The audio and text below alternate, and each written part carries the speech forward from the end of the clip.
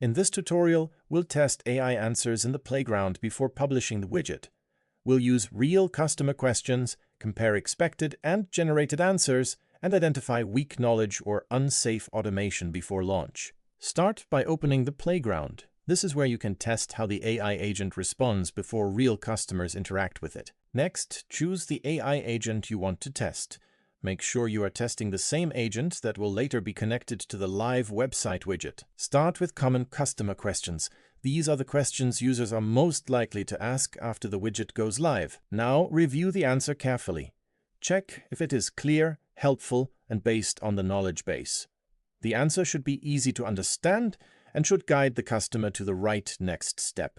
This completes the playground testing step. You now know how to test customer questions, review answer quality, catch weak knowledge, and decide when the knowledge base needs an update before launch.